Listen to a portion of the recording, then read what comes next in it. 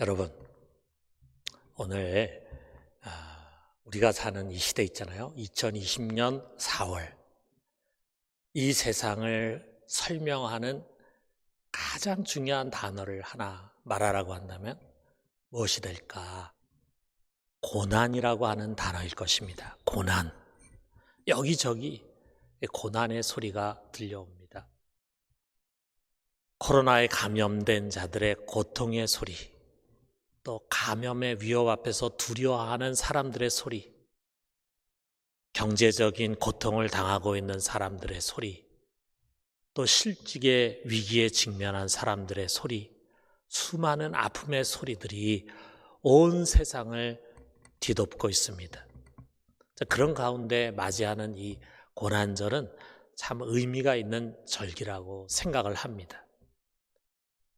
물론 우리는 예수님의 고난을 기념하는 날이지만 그것이 우리의 고난과 무관한 것이 아닙니다.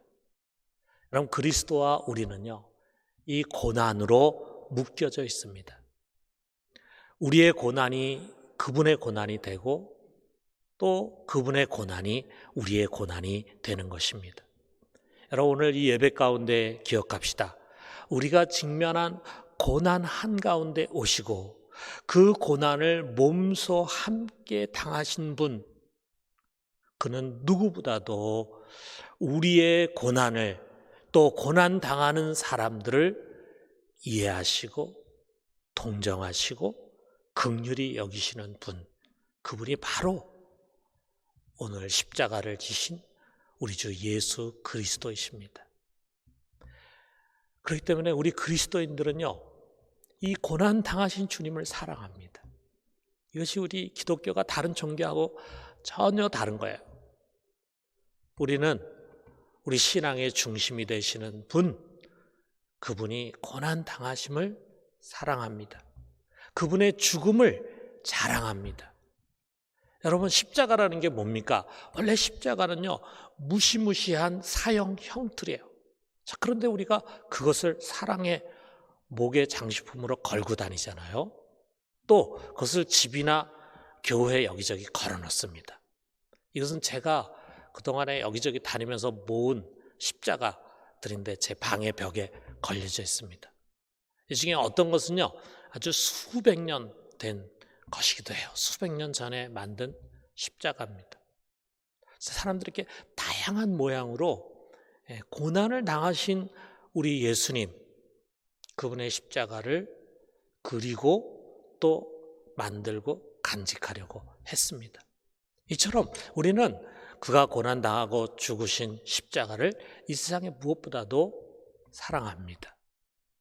여러분, 십자가에서 우리가 무엇을 보게 됩니까? 우리 한 인간으로 오신 주님의 연약함이잖아요. 그런데 그 연약함이 바로 우리의 자랑입니다. 가장 은혜로운 메시지, 사람을 변화시키는 능력 있는 메시지는 바로 여기 있어요. 여러분, 우리가 이 시간 그 고난의 현장으로 같이 한번 가봐요. 자, 빌라도의 법정에서 재판장인 빌라도로부터 사형 언도를 받은 예수님은 바로 군인들에게로 넘겨졌습니다. 그들은 먼저 예수님을 채찍질했습니다. 당시 로마 군인의 채찍질은요, 정말 잔인하기로 유명했습니다. 그 채찍은 가죽으로 따서 39개 정도의 가닥으로 되어 있고 그 맨 끝에는 뼈 조각이 박혀 있었어요. 그래서 그것을 맞으면은 살점이 떨어져 나갔습니다. 3세기의 역사가였던 유세비우스는 그 십자가를 직접 그 시대에 목격했겠죠. 이렇게 십자가를 표현해서 채찍을 표현했습니다. 채찍으로 맞은 사람의 정맥이 밖으로 드러나고 근육, 근골, 그리고 창자의 일부가 노출되기도 했다. 만약에 이것이 사실이라면 정말 십자가 얼마나 무서운 것인가 하는 것을, 채찍질이 얼마나 무서운 것인가를 우리가 생각하게 됩니다. 그래서 실제로 채찍질만으로도 죽은 사람들이 있고, 그렇지 않은 경우도요, 이 채찍질 당한 다음에 피가 너무 많이 빠져서 저혈량성 쇼크로 인해서 위험한 상태가 되기도 했습니다. 캘리포니아 대학의 매드럴 박사는요, 예수님이 빌라도 법정에서 비아돌로로사 슬픔의 길을 따라 골고다를 향해서 가다가 중간에 여러 차례 쓰러졌는데, 쓰러진 이유는 바로 피를 너무 많이 쏟았기 때문에 이 저혈량성 쇼크로 인해서 힘을 다 잃어버렸기 때문이라고 말하고 있습니다. 자, 그래서 군인들도 몇 차례 채찍질해서 다시 예수를 믿게 세우다가 도저히 안 되겠다 싶으니까 마침 거기에 건장해 보이는 한 남자를 불렀죠. 그 사람은 구레네라고 하는 곳에서 온 시몬이라는 사람이었어요. 그래서 그 사람에게 예수님의 십자가를 지게 하고 올라갔습니다. 해골의 곳이라고 하는 골고다 언덕에 도착한 후에 예수님은 자기의 십자가에 못 박히셨어요. 여러분, 생사래에 약 15cm나 되는 그런 큰 대못을 박아대는 장면을 상상할 수 있겠습니까? 어떤 학자는요, 손바닥에 그것을 박았으면은 높이 매달릴 때 몸 전체를 유지하기 어렵기 때문에 손바닥에 박은 것이 아니고 손목에 박았을 것이다 라고 이야기를 합니다. 만약에 그랬다면요, 이 두꺼운 대못이 손목에 박혀서 들어갈 때 척골 신경이 문드러지면서 감당할 수 없는 고통이 수반되었을 것입니다. 정말 우리가 상상만 해도 진저리가 쳐지는 그런 끔찍한 장면 아닙니까? 그래서 우리 십자가형에 처하다라고 하는 영어 cruciate, 여기에 X가 앞에 붙으면은요, excruciate, 그래서 고문한다라고 하는 그런 뜻이에요. 십자가형이 얼마나 정말 지독한 형벌이었으면 거기서 이 고문한다라는 말이 나왔겠어요. 여러분, 예수님은 결국 엄청난 고문으로 고문당하는 것처럼 십자가 위에 6시간 동안을 매달려 있었어요. 더 이상 견디지 못하고 그만 숨을 거두셨습니다. 이것이 십자가의 죽음입니다. 여러분, 우리는 그런 극한 고난을 당해보지 않았지만 이런 극한 고난의 한가운데서 보통 사람들의 반응이 어떻겠습니까? 옆에 매달린 강도처럼 욕하고 비난하는 것이 오히려 정상이에요. 여기서는 뭐 점잖아하거나 또는 남을 생각할 그런 여유가 전혀 없습니다. 그야말로 동물적인 본능이 나올 수밖에 없는 그런 장면이에요. 그럼 이번에 우리가 코로나로 인해서 전 세계에서 펼쳐진 아주 다양한 현상들을 뉴스를 통해서 목도하게 되는데, 그중에 많은 나라에 나타난 현상 중에 하나가 사재기라 그러죠. 사재기. 마트에 화장지를 비롯해서 식료품, 음식 코너가 텅 비어 버리는 거예요. 그래서 당장 내일 먹을 음식이 없어가지고 그것을 사러 마트에 간 사람이 텅 빈 선반 앞에서 울부짖는 그런 모습을 우리가 사진과 영상으로도 봤습니다. 원래 가난하고 질서가 없는 그런 나라에서 그런 일이 생긴다 우리가 이해하는데, 미국이나 유럽 부유한 나라잖아요. 그리고 나름대로 시민의식이 높다고 교양 있는 사람들이라고 자부하는 그런 국민들이잖아요. 그런데 왜 그럴까? 두려움 때문에. 두려움. 갑자기 경제가 마비돼서 품귀 현상이 일어나게 될 때 이것을 내가 갖지 못할지도 모른다고 하는 두려움, 그것이 나만 생각하게 만든 것입니다. 필요 이상의 물건들을 마구잡이로 사가면서 자기 뒤에 있는 사람 생각을 전혀 하지 않는 거예요. 여러분, 이것이 바로 우리 인간의 모습입니다. 큰 어려움을 만나니까 남을 돌아볼 여유가 없어요. 내 코가 석자예요. 내 살 궁리만 합니다.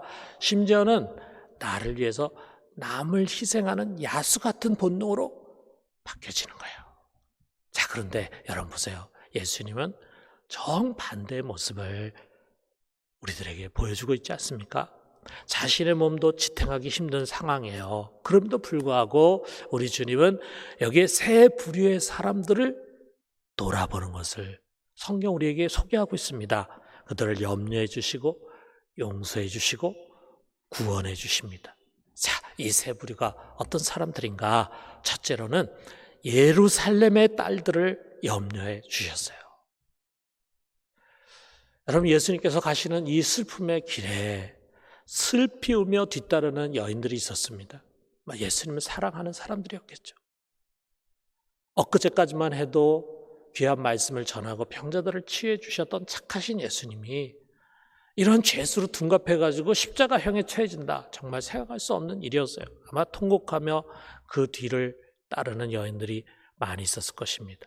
그때 주님께서 이들을 바라보면서 말씀하십니다. 28절에 보니까 예루살렘의 딸들아 나를 위하여 울지 말고 너희와 너희 자녀를 위하여 울라 그랬어요. 여기에 예루살렘의 딸이 누구를 가르치냐? 물론 당연히 그 당시에 예수님 뒤를 울면서 쫓아가는 여자들을 가르치는 거죠. 그러나 그들만 가르치는 것이 아니라 더 나아가서 이스라엘 사람들을 가르치는 것이고 또 더 나아가서 모든 세상 사람들을 가르친다고 할 수 있어요. 예수님은 미래에 이들이 겪게 될 고난의 처절함을 보고 계시는 것입니다. 참 감당하기 어려운 시련의 날이 이제 올 것이라 이거죠. 그 시련이 얼마나 큰지 상상할 수 없습니다. 사람들은 그 시련의 날에는 차라리 아이가 없는 여자가 더 복이 있다 이렇게 말할 것이라는 거예요. 너무 고통스럽다 보니까 차라리 산이 무너져가지고 나를 덮었으면 좋겠다. 빨리 죽었으면 좋겠다 이거죠. 죽기를 바라지만 죽음이 그들을 피해갑니다. 자, 이런 표현 하나하나가 고난의 크기가 어떤 것인가를 말해주고 있는 거예요. 실제로 예수님이 죽고 난 다음에 이때부터 약 40년 뒤인 AD 70년경에 로마의 티투스 장군이 로마 군대를 이끌고 예루살렘을 쳐들어왔습니다. 결국엔 항거하다 그 성이 함락이 됐는데 그 성이 무너짐과 아울러 그 성을 지키던 유대인들이 아주 비참하게 살육을 당했어요. 그러나 여러분, 이 예수님 말씀은요, 당면한 파멸만을 말씀하는 것이 아니에요. 마지막 종말의 날에 모든 인간들은 최후의 심판 앞에 반드시 서게 될 것입니다. 그리고 그 심판대에서 죄인으로 정죄받는 자들은 무시무시한 형벌을 당하게 될 거예요. 그건 지금 예수님께서 그들 앞에서 보이시는 이런 고난과는 비교할 수 없는 너무도 끔찍한 형벌이 그들을 기다리고 있는 것입니다. 그렇기 때문에 예수님은요, 지금 자신이 당하는 이 당면한 고통보다도 이들이 당할, 온 인류가 당할 아픔을 바라보고 계시는 겁니다. 여러분, 우리도 그래야 하지 않겠습니까? 작은 바이러스에도 이처럼 황망해 하는데 장차 반드시 오게 될 거대한 재앙 앞에서 어찌하게 되겠습니까? 우리는 이것을 볼 수 있어야 합니다. 자, 두 번째로는요, 자신을 못 박은 이들을 용서해 주셨습니다.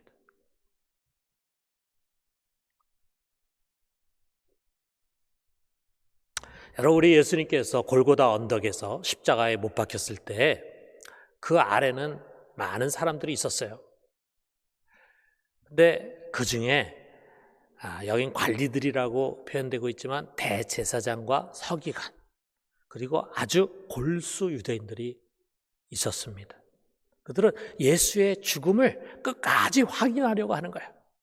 그리고 그렇게 미워한 예수의 비참한 최후를 고소한 마음으로 보고 싶은 것입니다. 그래서 나쁜 사람들이죠. 이들이 어떤 사람들입니까?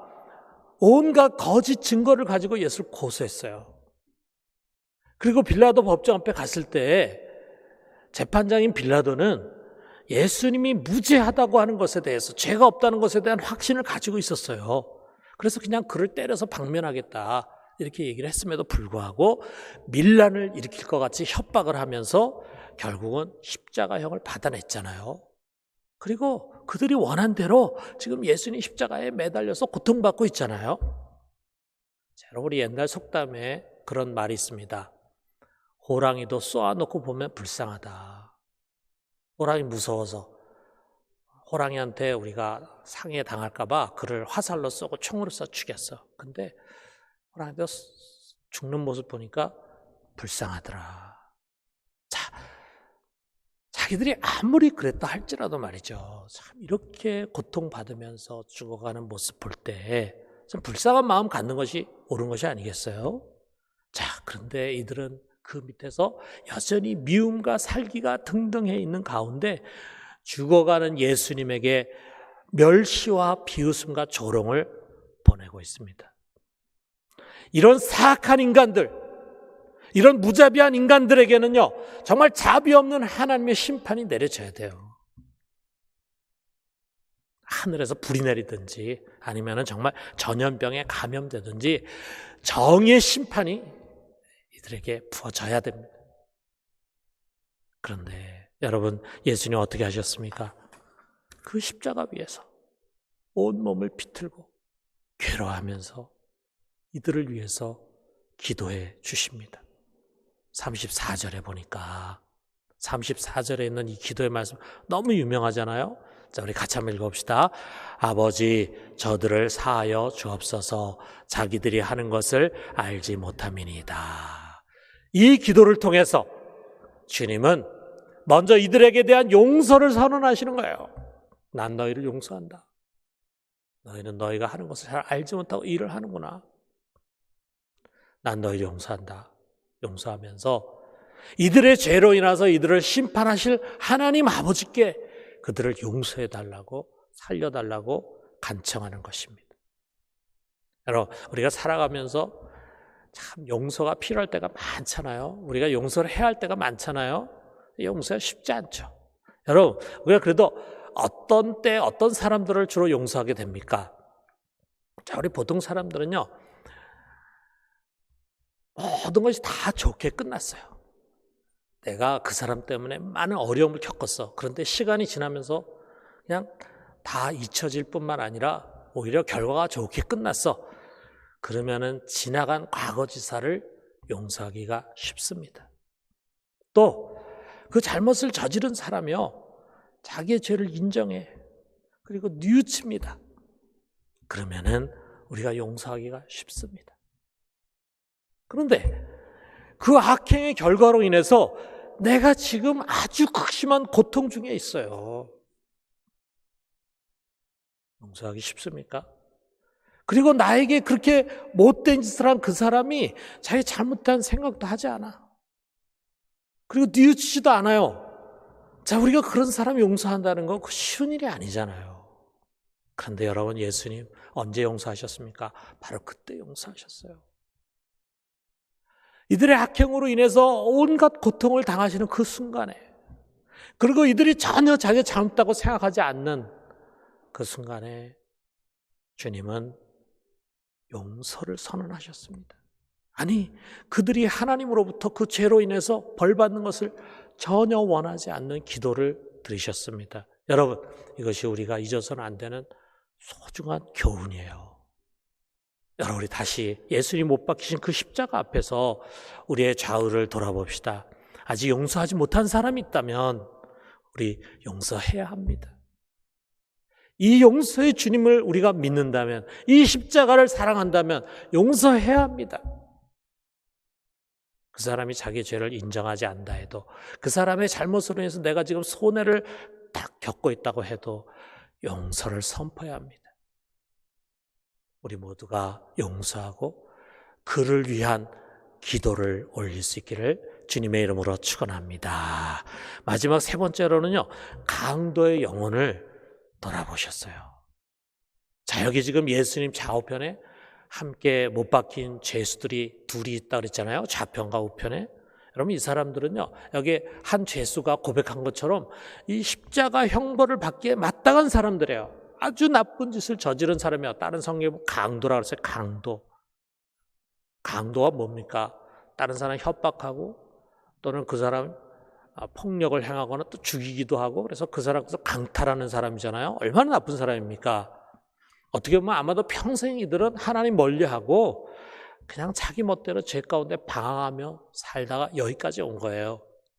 자, 그런데 그 중에 한 사람이 자신의 마지막 길을 예수님께 의탁합니다. 42절에 보니까 예수여 당신의 나라에 임하실 때 나를 기억하소서. 어떻게 우리가 생각해 보면은 참 비양심적인 모양일 수 있어요. 평생 자기 마음대로 살고 평생 다른 사람한테 못된 짓 하고 그렇게 악행을 저지르다가 이제 마지막에 구원을 간청해.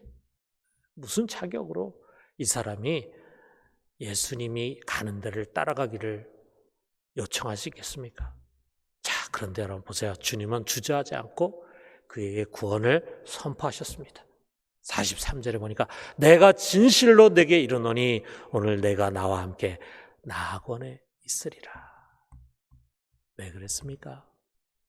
누군가를 구원하는 일, 한 영혼이라도 살리는 그 일이 우리 주님이 가장 기뻐하는 일이었거든요.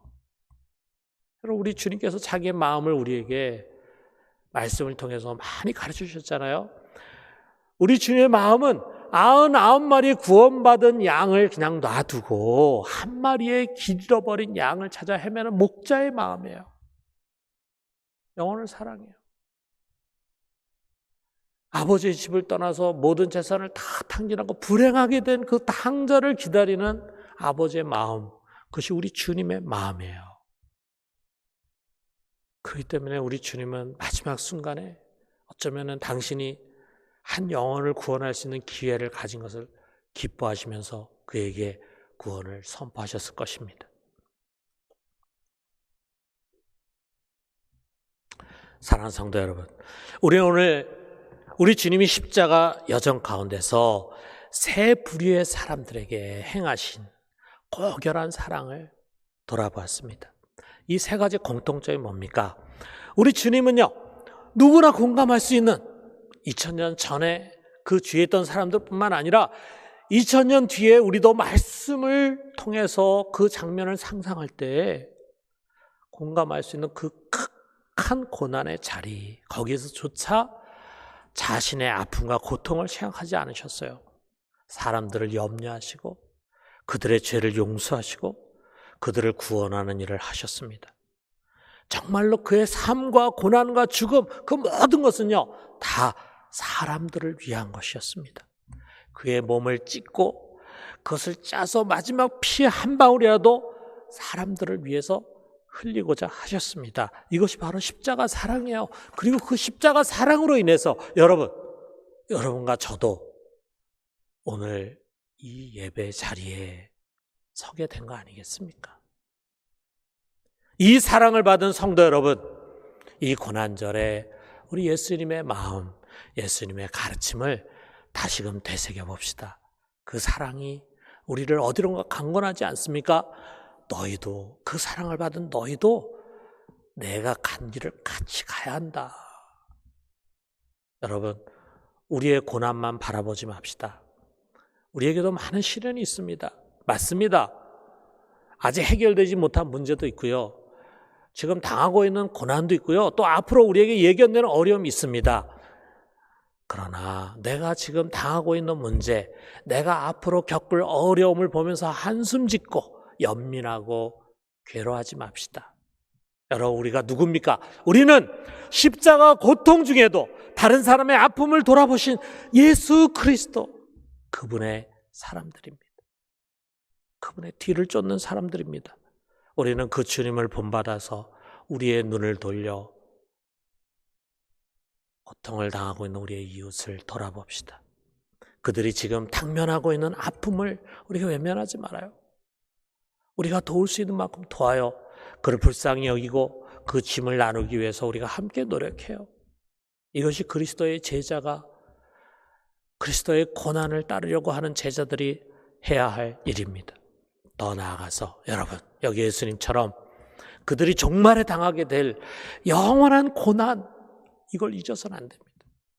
지금은 그들이 편한 것 같고, 지금 그들이 부유한 것 같고, 문제가 없는 것 같고, 그들이 우리보다 훨씬 더 좋은 환경 속에서, 안정된 환경 속에서 살아간다고 할지 모르지만 언젠가 그들이 당할 그 무시무시한 재앙, 우리는 알고 있지 않습니까? 그러므로 여러분, 그들을 구원할 책임이 우리들에게 있습니다. 그 영혼을 불쌍히 여기고 구원의 길로 인도해야 할 책임이 그리스도의 고난을 먼저 체험한 우리들에게 있습니다. 이 고난절에 이 소중한 은혜가 우리 모두에게 넘치게 되기를 주님의 이름으로 축원합니다.